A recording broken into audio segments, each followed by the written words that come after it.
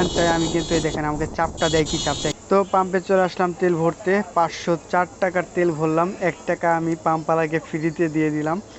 So আমি ভরলে এরকমই ভরি, 504 টাকা, 60 টাকার, 9 টাকার, 1 টাকা আমি হাতে রেখে দেই।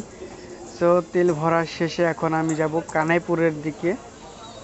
সো দেখুন আমার 504 টাকা আসলে কয় কাঠি তেল দেখাচ্ছে, একটু দেখা যাক। সো এইখানে এখন 2 কাঠি দেখাইতেছে। 504 টাকা তেলে যদি 2 কাঠি ওঠে, ভাই রে ভাই, রাক্ষসালা গাড়ি। সো একটা বাইক রাইড করে তারা অবশ্যই ভালো জানে। সো আমার সামনে যে গাড়িটি, বাসটি দেখছেন, এই বাসটি কিন্তু ওর চালানো আসলে ঠিক আছে কিনা আপনারা একটু লক্ষ্য করুন। সো দেখুন ওই বাসটির কারণে কিন্তু আমি আজকে এক কথায় অ্যাক্সিডেন্ট করতে চাচ্ছিলাম। সো বাসটিকে আমি ওভারটেক করব, কিন্তু সে আমাকে কোনোভাবেই সাইড দিতেছিল না। আমার স্পিডও ছিল 70-এ, কিন্তু ওর স্পিড মনে হয় আরও বেশি ছিল। বাট আমি কিন্তু গাড়ি আস্তেই চালাচ্ছিলাম, কিন্তু ও স্লো করে দেওয়ার কারণে আমি তাকে ওভারটেক করার চেষ্টা করি। কোনোভাবেই সে আমাকে সাইড দিতেছিল না। তো আমি কি করব, আমি কোনোভাবে একটি ব্রিজ পার হয়ে আমি এইটাকে একটু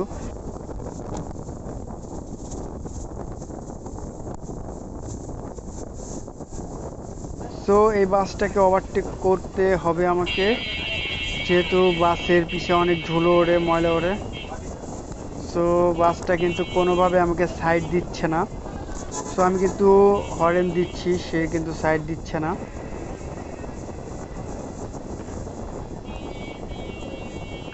আসলে তার চালানো ঠিক আছে নাকি রয়্যাল এক্সপ্রেস। তো আপনারা যারা রয়্যাল এক্সপ্রেসের মালিকানাধীন আছেন, ডিউটি করেন, আমি বলবো আপনাদের গাড়ি চালানো কিন্তু ভাই ঠিক নাই। যাই হোক, আমার সামনে যে ড্রাইভারটা আছে ওনার গাড়ি চালানোটা ঠিক নাই।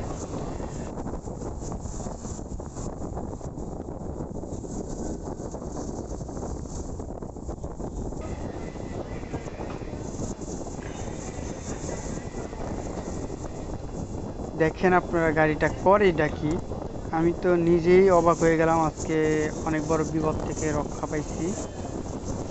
সো এখন আমি এটাকে ওভারটেক করবো, আপনারা সামনের দিকে ফলো করুন যে আসলে তার এই বাম সাইডে জায়গা কতটুকু ছিল আর ডাইন সাইডে জায়গা সে কতটুকু রাখছিল আমার জন্য।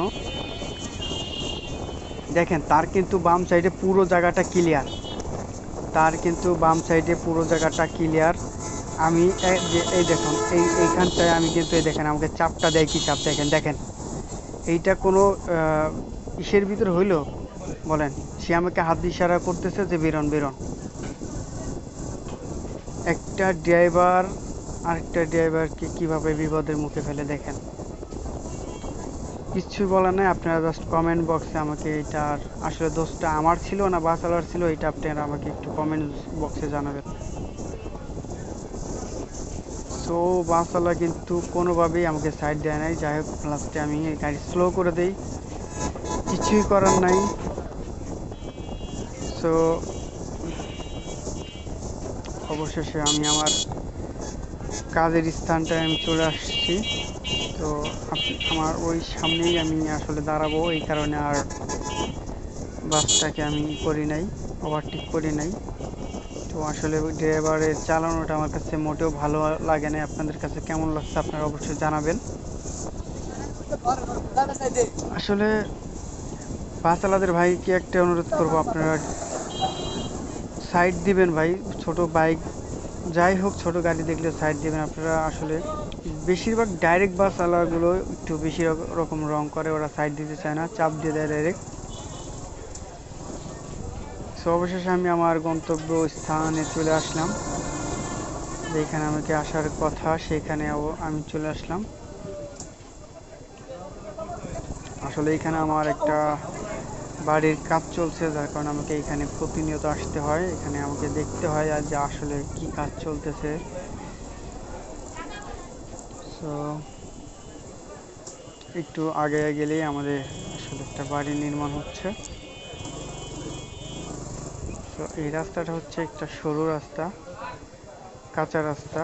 তো এদিকে ইনশাল্লাহ পাকা হয়ে যাবে। তো এই যে সামনে যে জায়গাটা দেখছেন, এই জায়গাটায় হচ্ছে আমরা একটা বাড়ি তৈরি করতেছি। তো আজকে থেকে ইনশাল্লাহ কাজ শুরু হয়েছে। তো এখানে খোদাই কাজ চলতেছে, দেখতে পারতেছেন।